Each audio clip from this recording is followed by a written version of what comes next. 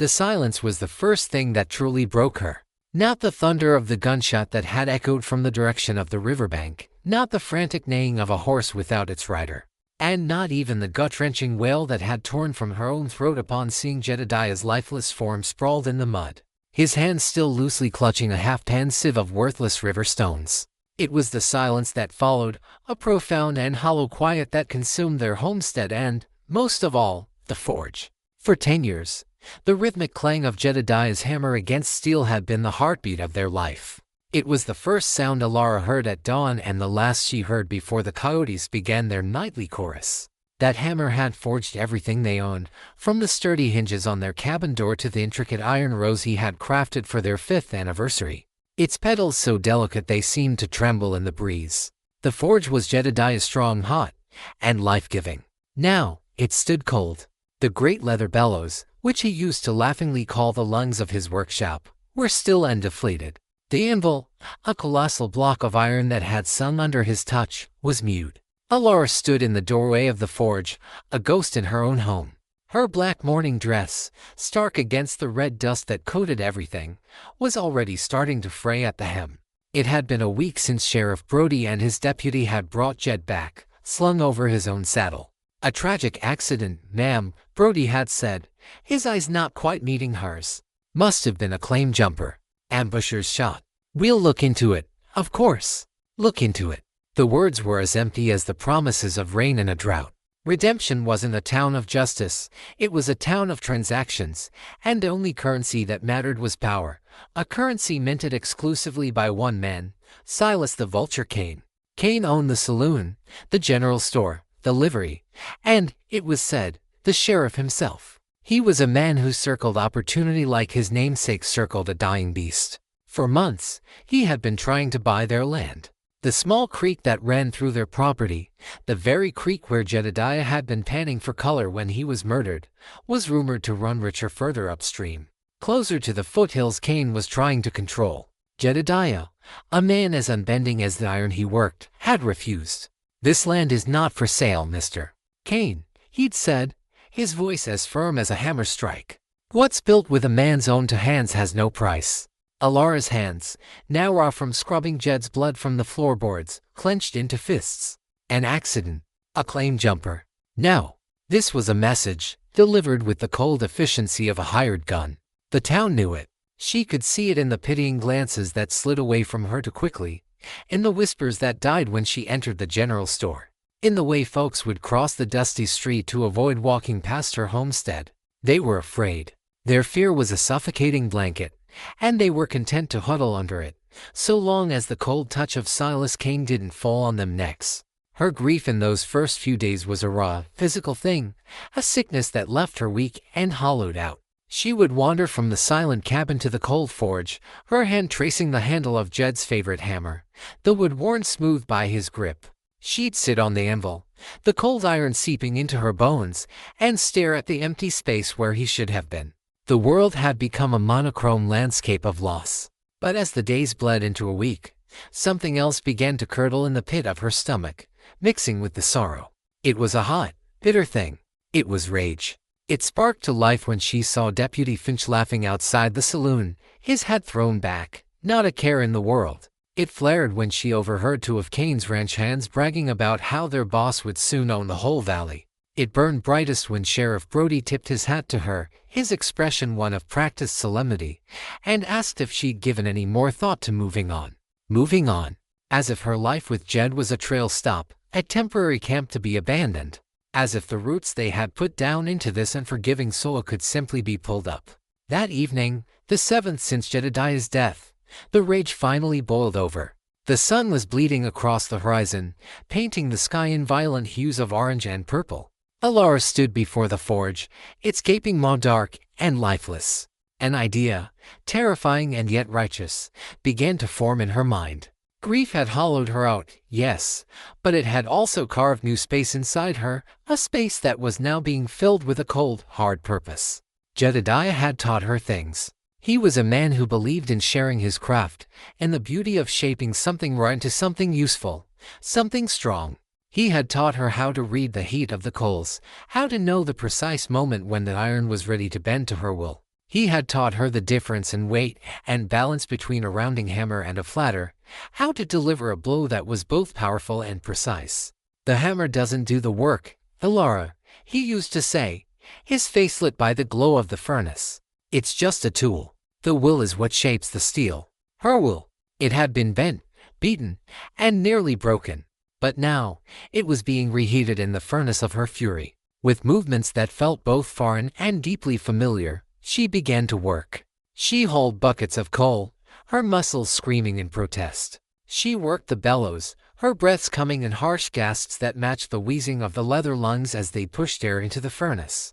A faint glow appeared, a single orange eye winking in the darkness. She pumped harder, faster, sweat stinging her eyes, channeling all her pain, all her loss, into the simple, brutal rhythm of the work. The glow grew, spreading like a fever through the coals, until the furnace roared back to life, a dragon awakened from its slumber. She needed to see, to know for sure. Under the cover of the new moon, she saddled Jedediah's mare, a skittish thing named Cinder who still shied away from sudden noises.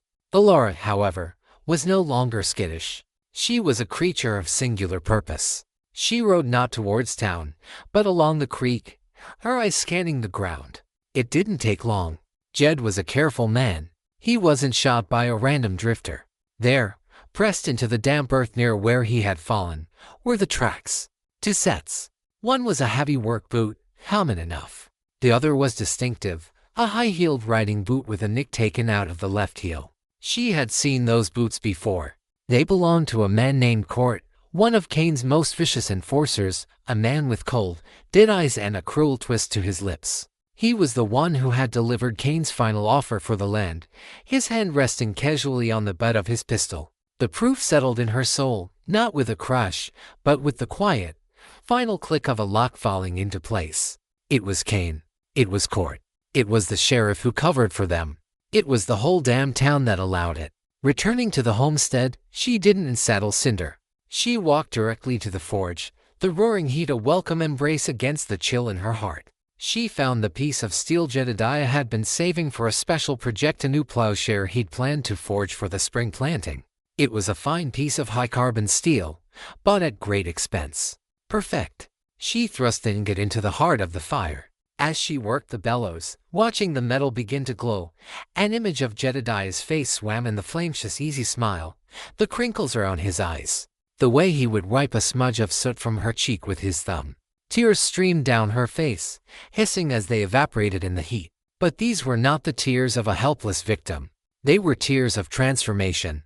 She was no longer just Laura, the blacksmith's wife. In the heart of that fire, she was forging a new identity, one hammered out of sorrow and quenched in the cold water of revenge.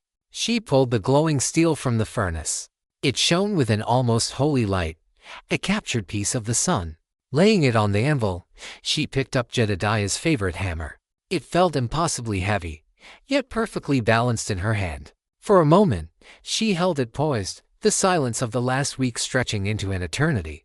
Then, she brought it down. The first strike was a scream of pure anguish. Clang. The sound cannonballed through the night. A proclamation. It was the sound of a heart breaking and a warrior being born. The second strike was for Jedediah. Clang. A promise. The third was for Silas Kane. Clang. A threat. With each subsequent blow, a rhythm was established. It was not the steady, life-affirming beat of Jedediah's work. This was a different song. It was faster, more furious. It was a war drum. It was a funeral dirge. It was the sound of grief being hammered into a weapon. Across the valley, in the lamplit houses of redemption, people stirred from their sleep. They sat up in their beds, straining to hear. That sound. It was impossible. The blacksmith's forge was alive. But it wasn't the familiar, comforting rhythm they knew. This was something else. Something fierce. Something angry. Sheriff Brody, sleeping off a bottle of whiskey in his office, was shaken awake by the sound. He stumbled to the window, peering out into the darkness in the direction of the old homestead. A faint, hellish glow pulsed against the horizon. And then came the sound, echoing through the night, relentless, furious clang of a hammer on steel. A sound that seemed to say that something they all thought was dead and buried was very much alive. And it was coming for them. In the forge, Alara worked on, oblivious to the world, oblivious to time. She was no longer just shaping steel. She was shaping her future. She was forging her sorrow into a blade, and with it, she would carve her own brand of justice into the heart of redemption. The silence was broken, and in its place was the promise of a reckoning. The fire in the forge died down to a bed of glowing embers, its pulsing orange light casting long, dancing shadows that seemed to recoil from the woman who stood before the anvil. Exhaustion was a leaden weight in Alara's limbs, a deep ache that had settled into her very bones. But beneath it, a new and unfamiliar sensation flowed, a chilling, crystalline clarity. The wild, chaotic inferno of her grief had been hammered and folded into something sharp, something with a purpose. On a piece of tan leather beside the anvil lay the fruits of her terrible labor. It was not a sword, nor a grand axe, but something far more personal, far more intimate. She had forged 6 throwing knives from the heart of the plowshare's steel. They were not the clumsy, brutish things one might see tucked into a drunkard's belt. These were instruments of lethal elegance. Shaped like elongated, weeping teardrops, they were perfectly balanced, the weight centered precisely to ensure a true and devastating flight.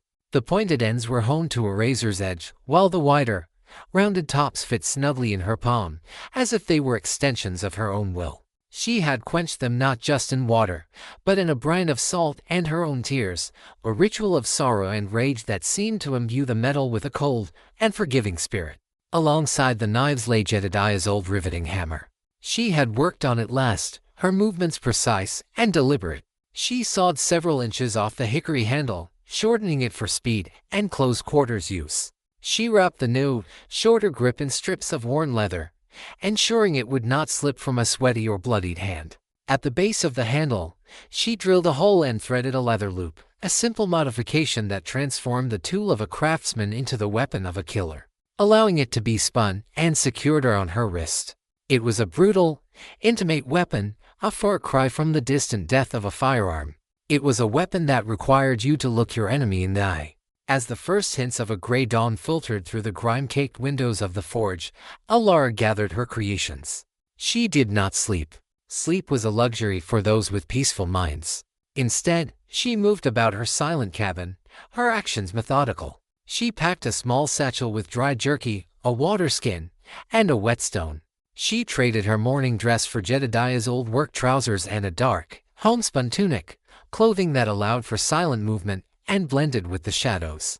When she looked at her reflection in a shard of broken mirror, the woman staring back was a stranger, her eyes holding the flat, hard look of a predator. The soft lines of the blacksmith's wife had been burned away, leaving behind the severe angles of the vengeful widow. Her first target would not be Silas Kane. That would be like a lone coyote attacking the alpha wolf of a pack in broad daylight. No, she would start at the edges. She would unravel his power thread by thread. She would start with the weakest link, Deputy Finch. For 3 days, Alara became a ghost in redemption.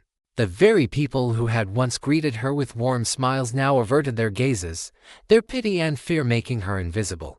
She used this to her advantage. She would sit on a bench across from the sheriff's office, a shawl covering her head, looking for all the world like a woman lost in sorrow. From this vantage point, she watched. She learned Finch's routine, a pathetic cycle of indolence and vice. He would spend his mornings nursing a hangover, his afternoons making a half-hearted patrol of the main street, and his evenings, from the moment the sun began to set, inside Kane's saloon. The Velvet Vulture. He drank on Kane's tab, his laughter always the loudest, his loyalty bought and paid for with cheap whiskey. She saw the way he never looked anyone in the eye, the slight tremor in his hands when he wasn't holding a glass, the way he flinched at the sound of a horse backfiring. He was a coward, and Alara knew that fear was a weapon she could use more effectively than any blade. On the 4th night, she put her plan into motion. A sliver of moon hung in the inky sky, offering little light. It was perfect. She waited in the deep shadows of the narrow alley that ran between the livery stable and the assay office, a fetid space that smelled of horse manure and stale beer. The tinny sound of the saloon piano and raucous laughter spilled out into the street, a stark contrast to the grim silence of the alley. Alara became one with the darkness, her breathing slow and steady, the modified hammer hanging from her wrist, 2 of the teardrop knives held loosely in her left hand. an hour passed. Then, the back door of the saloon creaked open, and Deputy Finch stumbled out, cursing as he fumbled with his buttons. He reeked of whiskey. He leaned against the wall for a moment, his head lolling, before pushing himself off and starting his unsteady walk toward the livery to check on his horse. A nightly ritual before he retired to the cot in the back of the jail. He was halfway down the alley when Alara acted. She didn't move from her position. Instead, she took a small pebble from her pocket and tossed it against a stack of empty crates at the far end of the alley. The sound was sharp, sudden. Clatter. Finch jumped, spinning around, his hand instinctively going for the pistol on his hip. "Who's there?" he slurred, his voice a mixture of drunken bravado and genuine fear. His eyes strained to pierce the gloom. That was the moment. As his head was turned, Alara's arm snapped forward. The movement was fluid, powerful, a perfect echo of a hammer swing. The first knife left her hand, a whisper of steel cutting through the night air. It didn't strike him. It struck the wooden wall of the SC office, a mere inch from his head. The thwack of the blade sinking deep into the wood was as loud as a gunshot in the confined space. Finch froze, his blood running cold. His eyes widened, a choked gasp escaping his lips. He fumbled frantically for his pistol, his whiskey-slicked fingers struggling to find the handle. Before he could draw it, Alara's arm moved again. The second knife flew faster than he could track. It sliced through the fabric of his right sleeve, pinning his arm to the wall with brutal efficiency. He cried out, a pathetic yelp of pain and terror, yanking at his trapped arm. He was caught, helpless, a bug pinned to a board. Then, she stepped out of the shadows. She didn't rush. She moved with a calm, deliberate grace that was more terrifying than any scream. The moonlight caught the angles of her face, her expression as impassive as carved stone. The short, heavy hammer dangled from her wrist, swaying gently with her movement. He stared at her, his mind struggling to comprehend. Alara, Mrs. Miller. What in God's name? She cut him off. She did not speak his name. She did not speak of Jedediah. She spoke of the clue that had condemned him, the detail that proved his complicity. The boot with the nicked heel, she said. Her voice was not the warm alto he remembered. It was a low, gravelly rasp, the sound of rust and ruin. Court, tell me where he is. Finch's face, already pale, turned the color of ash. He started to babble, the words tumbling over each other. I don't know what you're talking about. It was an accident, Brody said. Where? The word was as sharp and cold as the knife by his head. Terror shattered his drunken stupor. He saw no mercy in her eyes, no hint of the gentle woman she had been. This was someone else entirely. The Western Ranch, he blurted out, tears and snot running down his face.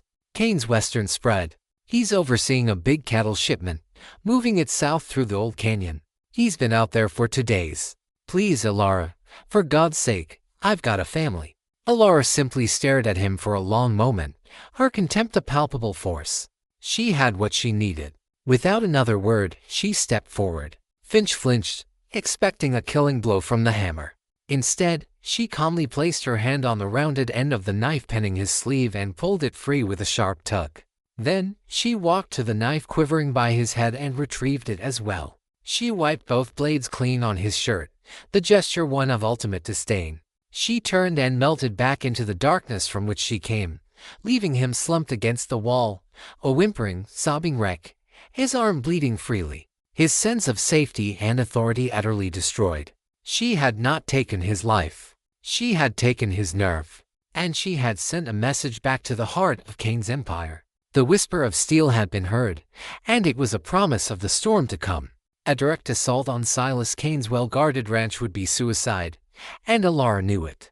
She was not a fool rushing towards a glorious death. She was an architect of ruin, and she would build her monument to Jedediah one carefully placed stone at a time. The information she had wrung from the pathetic Deputy Finch was the cornerstone. A cattle shipment. Court. The old canyon. It was more than enough. She remembered Jedediah speaking of it. He had been shoeing horses for an army quartermaster a few months back and had overheard the man complaining. He'd spoken of Kane's private stock, of how the cattle counts on paper never seemed to match the beef that arrived at the fort. But packed alongside the supplies were always a few specialty crates from Kane, filled with brand new rifles and ammunition. destined for a corrupt major who conveniently overlooked the cattle discrepancy. It was a slick, profitable operation, providing Cain with a steady stream of untaxed cash and, more importantly, a powerful, uniformed ally. Jedediah had dismissed it as the way of the world, but Alara had filed it away. Now, his memory was not just a source of pain, but a weapon in her arsenal. The old canyon, known to the locals as Serpent's Run, was a place most riders avoided. It was a narrow, winding scar in the earth, its high, rocky walls making it a perfect spot for an ambush. But for a large cattle drive, it was also an unavoidable shortcut, saving to days of travel around the foothills.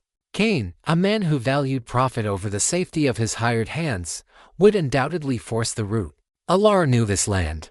While Jedediah had worked his forge, she had explored the surrounding mesas and arroyos, learning the secret trails, the hidden springs, the places where the world was wild and unforgiving.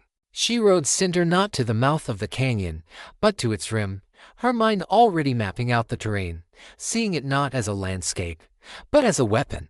For 2 days, she prepared her nest. She was not planning a gunfight, she was planning an act of God. High above the narrowest point of the canyon, she found what she was looking for, a series of massive, precariously balanced boulders, weathered by winds of wind and rain. Using Jedediah's thickest ropes and a system of levers fashioned from sturdy branches, she worked until her muscles screamed and her hands were raw, rigging the boulders so that a single, decisive cut would send them crashing down. She didn't build one deadfall, she built 3, staggered along a 100-yard stretch, designed to block both the entrance and the exit of the choke point. Her second task was more perilous. Near the southern end of the canyon, she remembered a den, a deep crevice in the rock where rattlesnakes gathered for warmth. She approached it with the caution of a bomb maker. She had learned the technique from an old Paiute woman she had once traded iron goods with. Using a long, forked stick to pin the snakes' heads, she carefully, methodically, picked them up and dropped them into a thick burlap sack, her heart pounding a steady rhythm against her ribs. She collected 5 large, angry diamondbacks, their dry, menacing rattle a sound that promised chaos. On the 3rd day, she was ready. Perched on the canyon rim, concealed behind a cluster of sun-bleached rocks, she watched. The dust cloud appeared first, a brown smudge on the horizon that slowly grew, resolving itself into the shape of a massive herd of cattle. The lowing and bellowing of hundreds of animals echoed up the canyon walls. In the lead was Court, unmistakable even from a distance, riding with an arrogant slump in his saddle. He had 4 outriders with him, spread out to keep the herd moving. They looked bored, their rifles holstered, their minds on the whiskey they would drink when the job was done. At the rear, 2 more men flanked a train of pack mules, heavily laden with long, rectangular crates. Cain's special delivery. Alara waited. Patience was a lesson the forge had taught her well. You could not rush the steel. You had to wait for the precise moment of transformation. She let the front of the herd pass the first of her deadfalls. She waited until the bulk of the cattle and all of the riders were inside her trap. Then, she unleashed hell. With a flick of her knife, she sliced through the first rope. There was a groan of stressed fibers, then a deep, rumbling crack as the first set of boulders tore loose. They crashed down into the canyon mouth, sending up a plume of dust and shattered rock, sealing the exit. The cattle at the front of the herd bellowed in terror, trying to turn back, crashing into the animals behind them. Before the dust had settled, Alara was already moving. She ran along the rim to her second position, the burlap sack in her hand. She opened it and appended it, dropping the writhing, furious bundle of rattlesnakes directly into the midst of the now panicked rear of the herd. The effect was instantaneous and absolute. The terrified animals directly exposed to the snakes screamed, a sound of pure primal fear, and bolted forward. The panic spread through the herd like a contagion. It became a stampede.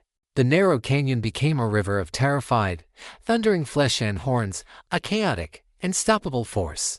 In the midst of the bedlam, Cain's men were helpless. Horses screamed and bucked, throwing their riders. The outriders were swallowed by the wave of cattle. From her vantage point, Alara cut the ropes for her other 2 deadfalls, blocking the entrance and sending more boulders crashing into the heart of the herd, compounding the chaos. Dust filled the air, thick and choking, visibility reduced to mere feet. It was the perfect cover. Alara moved like a phantom along the rim, her eyes scanning the maelstrom below for her true target. She saw one of the outriders, thrown from his horse, trying to get to his feet.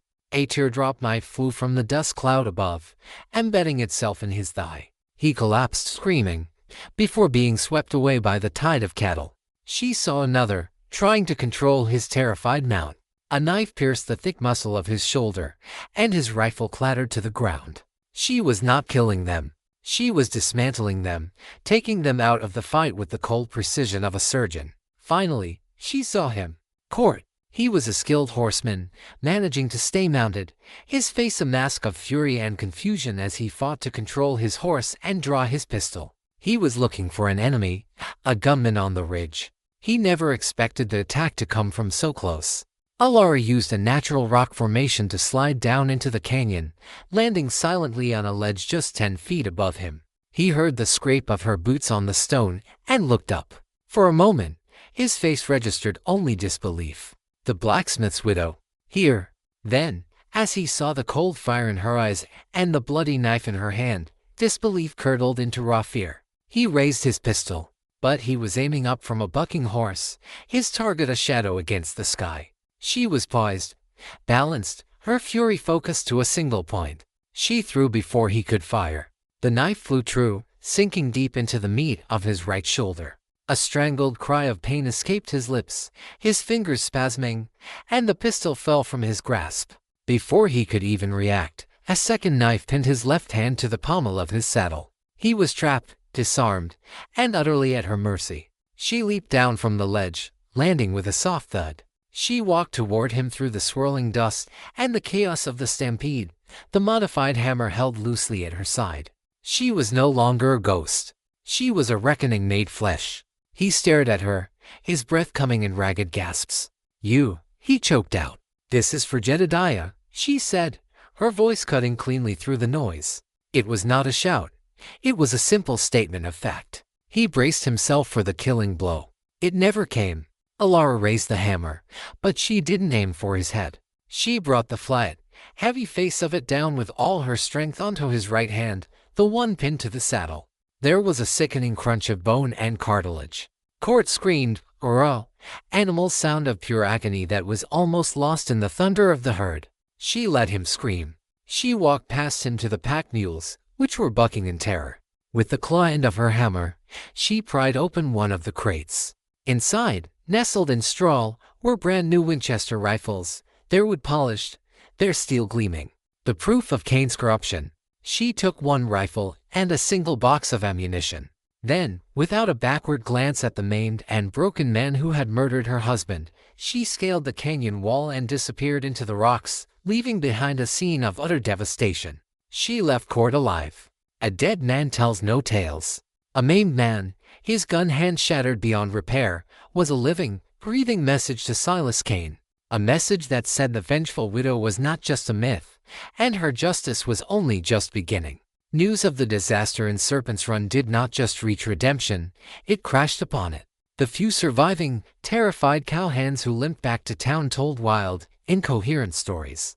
They spoke of the earth itself rising up against them, of boulders falling from a clear sky, of a phantom that moved through the dust like a vengeful spirit, striking men down with whispers of steel. And at the center of it all was Court, the vulture's most feared enforcer, found tied to his saddle by a knife, his gun hand a mangled pulp of shattered bone, muttering about the ghost of a dead woman. Within a day, Deputy Finch, having heard the tales, packed his meager belongings in a cold sweat and fled town on the midnight stagecoach, not even bothering to collect his final pay. The seed of fear Alara had planted in the alley had blossomed into a full-blown panic. For the first time, Silas Cain's aura of invincibility had been pierced. His assets were destroyed, his illegal gun shipment lost, and his top man humiliated and broken. The whispers in the Velvet Vulture Saloon were no longer of Cain's power, but of the shadowy figure the cowhands were calling the Widow of the Canyon. The full force of Cain's fury landed on the one man he believed he owned, Sheriff Brody. Cain stormed into the jailhouse, his face purple with rage, and slammed a bottle of whiskey on Brody's desk, shattering it. He didn't have to say a name. They both knew who was responsible. The impossible sound of that hammer in the night, the cold dread Brody had felt then, it all made a terrible, sickening sense now.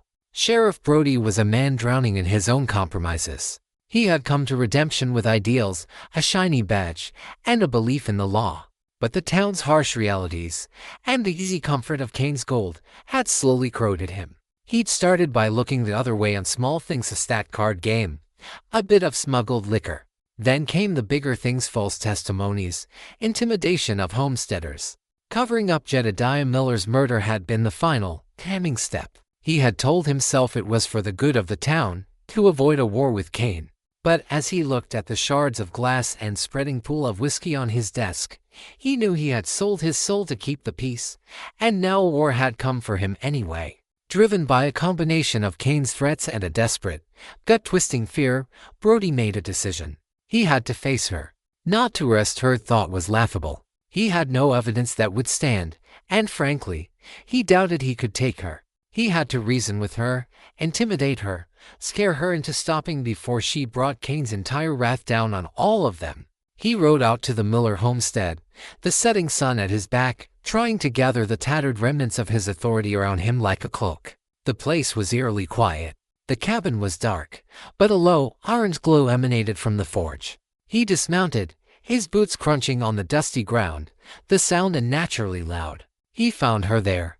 She wasn't hammering. She was standing over a grinding wheel, a foot pedal driving its steady rotation. With intense concentration, she was sharpening one of her teardrop knives, holding the blade to the stone at a perfect angle. A shower of brilliant orange sparks flew into the dim light, illuminating her face in brief, demonic flashes. The high-pitched screech of steel on stone was the only sound. Brody cleared his throat, his own voice sounding weak and thin. "Alara." The wheel did not stop. She didn't look up. "Sheriff." The word was flat, devoid of emotion. He took a step closer, trying to project an authority he did not feel. "I know it was you in the canyon. This has to stop. This ain't justice. Vengeance just digs to graves." Finally, she lifted the blade from the stone. The screeching ceased, and the sudden silence was deafening. She tested the edge with her thumb, seemingly oblivious to his presence. Then, slowly, she turned her head, and her eyes met his. They were not the eyes of the woman who had once brought him fresh-baked bread. They were ancient and cold, burning with a light that seemed to see right through his uniform, his badge, and into the rotten core of his soul. "Justice," she said, her voice a low murmur that still carried across the forge. "You want to talk about justice?" She placed the knife down carefully and walked towards him. He instinctively took a step back. "You came to my home," she began, her voice rising with a controlled, terrifying power. "You stood on my porch, you looked me in the eye, and you lied. You told me it was a claim jumper. An accident. We had no proof, Alara." "Proof?" She laughed, a short, bitter sound. "Court's boot left a print in the mud by the riverbank, a nick in the left heel. Jedediah was shot once, from a distance, with a rifle. No struggle. An ambush. The same rifle you conveniently failed to find any evidence of. You didn't look into it, Sheriff. You buried it." Every word was a nail being hammered into his conscience. She knew. She knew everything. "Kane owns this town," he stammered, his defense pathetic even to his own ears. "What was I supposed to do?" "Your job." The words cracked like a whip in the enclosed space. "You were supposed to uphold the law you swore an oath to. You were supposed to stand for the man who was murdered in cold blood, not for the man who paid for the bullet." She stepped closer still, until she was standing directly in front of him, forcing him to meet her gaze. He could smell the coal dust and hot metal on her. "You held the lantern while they murdered my husband, Sheriff. Your cowardice loaded the gun." Brody stood there, stripped bare. All his excuses, all his self-deceptions, were incinerated in the heat of her fury. He was what she said he was: a coward, a liar, an accomplice. She reached into a pouch at her belt and pulled out a small, folded piece of cloth. She pressed it into his hand. It was stiff and dark with a dried substance. He opened it numbly. It was a piece of Jedediah's shirt, the part that had been over his heart. The dark stain was his dried blood.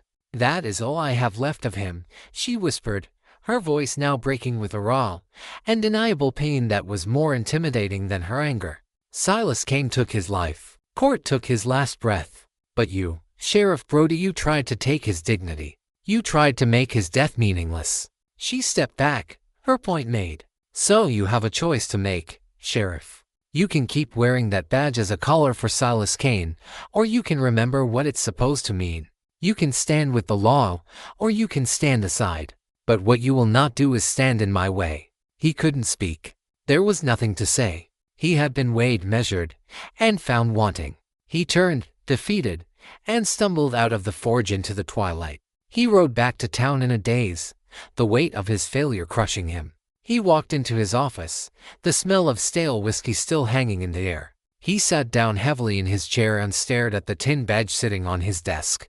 It no longer looked like a symbol of authority. It looked like a cheap, tarnished trinket. He then looked at the blood-soaked piece of cloth Alara had given him. It was a relic of his failure, a testament to his sin. Slowly, deliberately, he picked up the bloody rag and laid it directly on top of his sheriff's badge, covering it completely. It was a surrender, an admission. The law and redemption was dead, and he was the man who had helped bury it. And in its place, something new, something terrifying, had been forged in fire and grief. The crippling of court and the destruction of the gun-running operation had severed a limb from Silas Kane's body of power, but the heart still beat strong, pumping its venom through the veins of redemption. That heart was Kane's provisions, the general store. It was more than a place of business, it was a mechanism of subjugation. Kane sold everything from flour to ammunition, but he sold it on credit, at interest rates that would make a loan shark blush.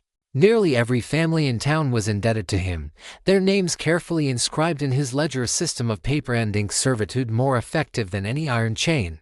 Alara knew that to truly free redemption, she couldn't just cut off the serpent's limbs, she had to neutralize its venom. Burning the store was not an option that would only starve the very people she sought to liberate. Instead, she had to give them another well from which to drink. Jedediah, in his quiet wisdom, had been a planner. Fearing a harsh winter or a prolonged drought, he had secretly created a reserve. Behind a false wall in their root cellar, concealed by shelves of preserved peaches and beans, was his cash. It was not gold, but to the struggling families of redemption, it was far more valuable: sacks of flour and beans, tins of coffee, salt, sugar, lamp oil, and even bolts of sturdy cloth. It was a homesteader's treasure hoard, meant to see them through the hardest of times. Now, it would serve a new purpose. Alara began her new campaign not with a blade, but with a burlap sack. Under the cloak of a moonless night, she became a different kind of phantom. She targeted the families most deeply in Kane's debt, the ones whose children had the leanest look. She would leave a sack of flour on the doorstep of the Masons, whose farm was on the verge of foreclosure, a tin of coffee and a bag of sugar for the elderly Mrs. Gable, who owed Kane for her late husband's medicine. She moved in silence, her only calling card the goods themselves, a silent act of rebellion against the town's gilded tyrant. At first, the people were fearful. They would find the provisions and quickly hide them, looking over their shoulders, terrified that it was some kind of trap set by Kane. But the gifts kept coming. A week later, a bolt of cloth would appear. Then, a sack of potatoes. There was no note, no demand for payment. It was simply a gift. A whisper of hope began to circulate, a rumor of a gray angel who left provisions in the night. Kane felt the shift immediately.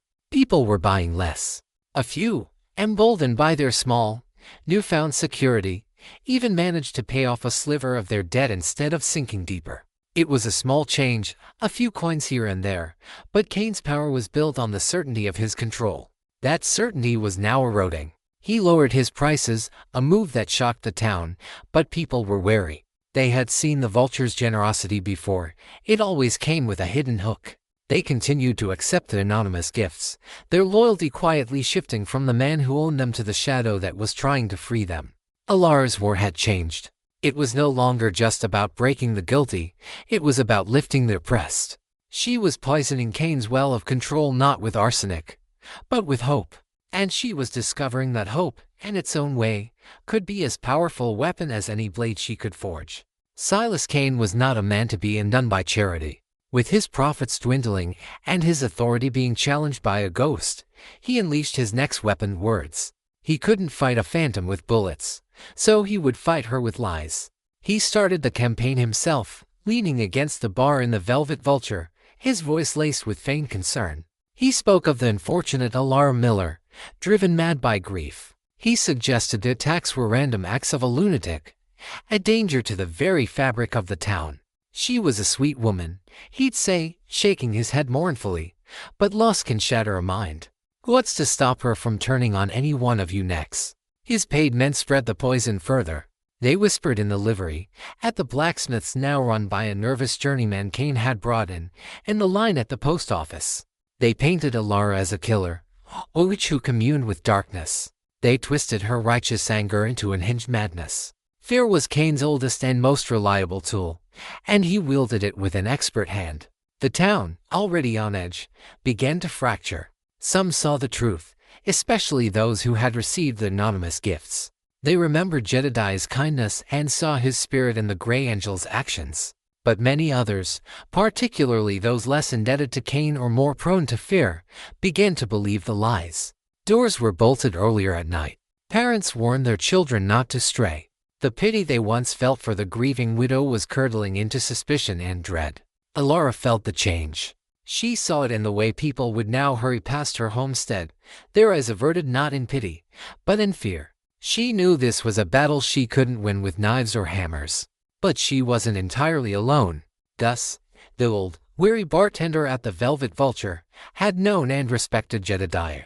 He saw Kane's corruption firsthand every single day. He began his own, much quieter, whispering campaign. When pouring a whiskey, he'd murmur, "Funny how Miller's land dispute with Kane ended right before he had his little accident, ain't it?" He would remind people how Court used to brag about doing Kane's dirty work. He planted seeds of doubt, small truths that began to sprout in the poisoned soil of Kane's lies. The war for redemption had moved from the canyons and alleyways into the hearts and minds of its people. It became a battle of two narratives, Kane's story of a mad-woman threatening their peace, and the growing whisper of a vengeful widow fighting for a justice the town had long since abandoned. Alara was no longer just fighting for vengeance, she was fighting for the truth of why her husband had to die.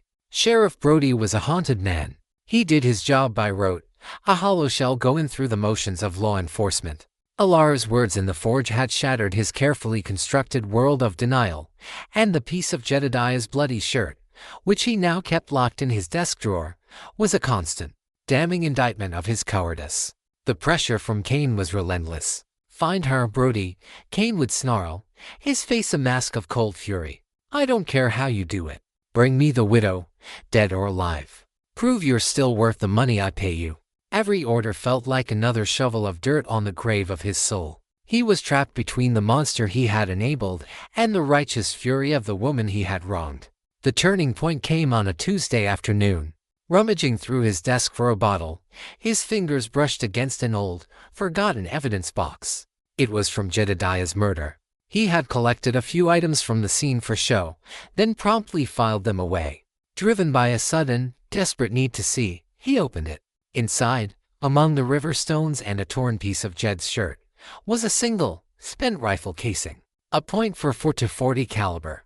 Common enough. But Brody remembered something, the detail he had willfully ignored.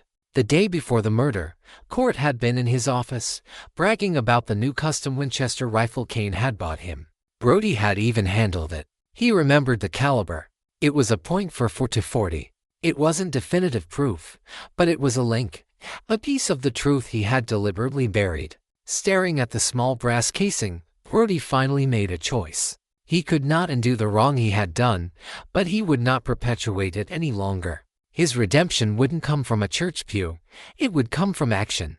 That night, he rode out, not towards the Miller homestead, but to a prearranged meeting spot, a message sent via an old prospector Gus had recommended. He found Alara waiting for him by a moonlit creek, a shadow among shadows, the new Winchester she'd taken from the stampede resting in her hands. He didn't make excuses. He didn't ask for forgiveness. He simply laid out the truth. "Kane is pushing me to hunt you. He's getting desperate. He's hired a half-dozen new gunslingers, hard men from out of the territory." He then told her about the rifle casing. Alara listened, her face unreadable. "Why are you telling me this?" "Because you were right," Brody said, his voice quiet but firm. "I held the lantern. It's time I did my job." He slid a piece of paper across the ground. "This is a rough layout of the saloon's upper floor. Kane's office is here. He keeps his ledger one with everyone's debts in a safe behind a painting of his father. He's planning to use those debts to force the town council to sign over the water rights to the entire valley. It was the key, the source of Kane's power. For the first time, Alara looked at Brody and saw not a coward, but a flicker of the man he was supposed to be. I can create a diversion, Brody said. Saturday night. A big card game. I'll get his new men involved. It'll be loud. It should give you a window. She stared at him for a long moment, then gave a single, sharp nod. Saturday night. An unlikely and unspoken alliance was forged in the moonlight. The lawman who had lost his way and the widow who had found a new one were now united against the man who had corrupted them both. Saturday night descended on redemption with a palpable tension. The Velvet Vulture was roaring, filled with the boisterous energy of Kane's new hired guns and cowboys spending their pay. It was the perfect stage for the chaos Sheriff Brody had promised.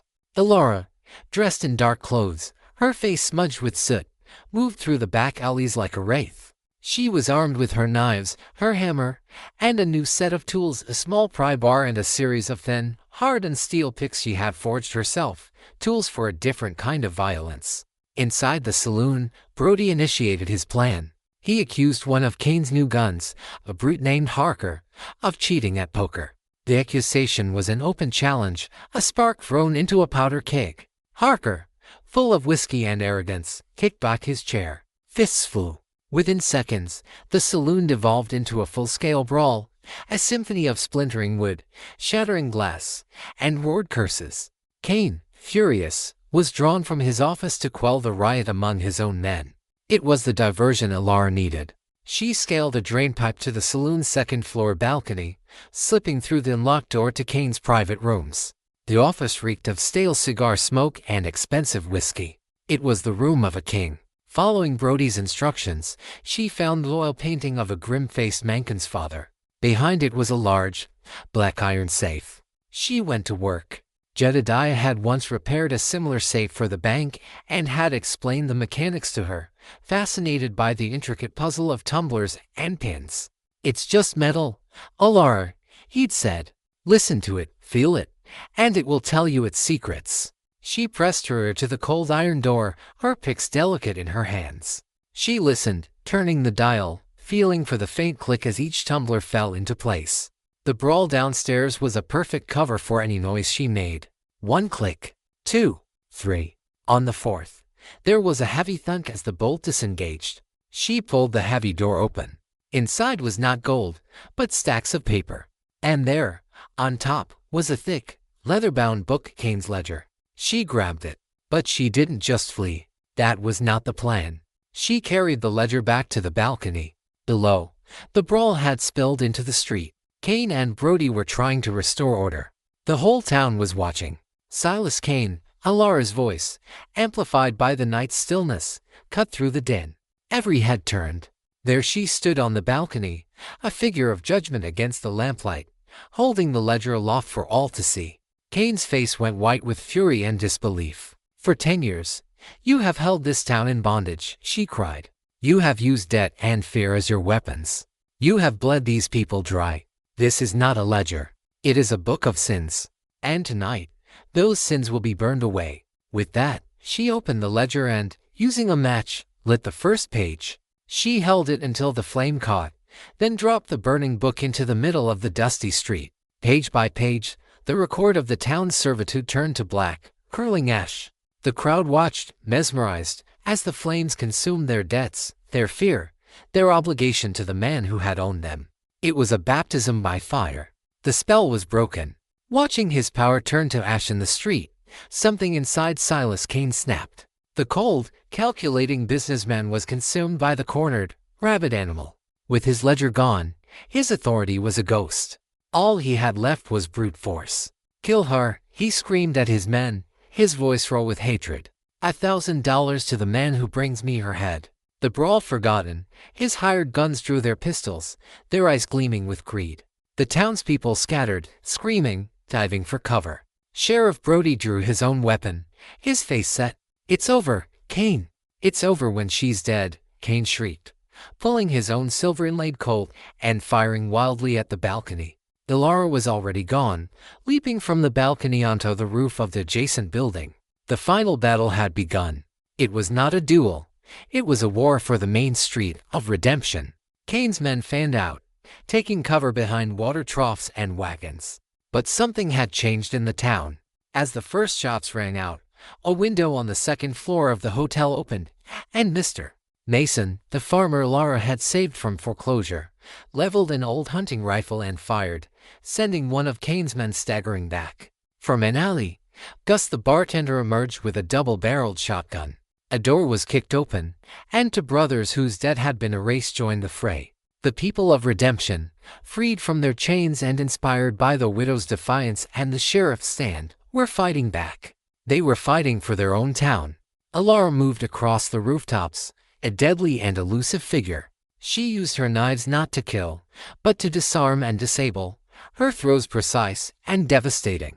She pinned a gunman's hand to a windowsill. She sent another toppling from a roof with a blow to the head from her hammer. She was everywhere at once, a whirlwind of calculated fury. The tide of the battle turned quickly. Outnumbered and outfought by a town that had finally found its courage, Kane's hired guns were either brought down, surrendered, or fled. Soon, only one man was left standing against them, Silas Kane. He stood alone in the middle of the street, his fine suit covered in dust, his face contorted in a mask of pure rage. He saw Ilara drop down from a roof into the street before him. Brody and the armed townsfolk held their positions, leaving the final confrontation to her. "You," Kane snarled, his pistol shaking in his hand.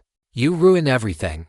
You built your kingdom on the grave of a good man," Ilara said, her voice steady, the modified hammer hanging from her wrist. "Kingdoms like that are meant to burn." He fired.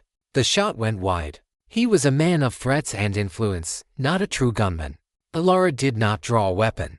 She charged him. He fired again, the bullet tugging at her sleeve, but she didn't even flinch. Before he could fire a third time, she was on him. She did not use a knife. That was too clean, too quick. She swung the hammer. The first blow shattered his wrist, sending his gun clattering to the dust. He cried out in pain. The second blow struck his knee, and he collapsed. She stood over him, the hammer raised, her face a grim portrait of righteous vengeance. This was the moment she had dreamed of, the moment she had forged in fire and grief. She looked into his terrified, pleading eyes, and she saw not a monster, but a pathetic, broken man. Killing him now would be an execution, not justice. It would make her the monster he had claimed she was. With a final, guttural cry, she brought the hammer down, not on his skull, but on the ground beside his head, the impact cracking the hard-packed earth. "It's over," she breathed, the rage that had fueled her for so long finally extinguishing, leaving behind an aching, hollow emptiness. In the aftermath, a strange quiet settled over redemption. The town was free, but the scars of the battle and of Kane's long reign remained. Kane himself, along with his surviving men, was locked in the jail he had once owned, awaiting the arrival of a federal marshal. The town looked to Ilara as their savior, their leader. They offered her a seat on the new council. They offered her anything she wanted. She refused it all. "I am not a leader," she told them, her voice weary. "I am a blacksmith's wife." Her war was over. The fire of vengeance had burned out, and in its place was the cold, familiar landscape of her grief. It was no longer a weapon, but a quiet, constant companion. Sheriff Brody, his badge now polished and worn with a newfound sense of purpose, took charge of restoring the law to redemption, aided by a council of the very citizens Kane had once oppressed. The town began to heal, its people bound together by the shared struggle they had endured. A week after the fight, Ilara walked back into her silent homestead. She walked past the cabin and into the forge. It was cold and dark, filled with the ghosts of her rage. For a long time, she simply stood there, letting the silence wash over her. Then, with slow, deliberate movements, she began to work. She gathered coal. She pumped the great leather bellows, breathing life back into the furnace. She did not take out her knives or her hammer. Instead, she took the last remaining piece of the fine steel Jedediah had bought for the plowshare, the piece she hadn't used for her weapons. She heated the steel until it glowed with the light of a new dawn. She placed it on the anvil. She picked up Jedediah's favorite hammer, the one she had not altered, its handle worn smooth by his hands. She lifted it high. When she brought it down, the sound that rang through the valley was not the sharp, angry clang of vengeance. It was a deep, resonant, and steady rhythm. It was not the sound of a weapon being made, but of a tool of creation. It was the sound of a plowshare being forged. The people of redemption heard it. They paused what they were doing and listened. It was the sound of the blacksmith's forge, alive once more. It was the sound of a future being built. It was the sound of a widow's grief not being forgotten, but being hammered into a new and enduring purpose. It was the sound of hope.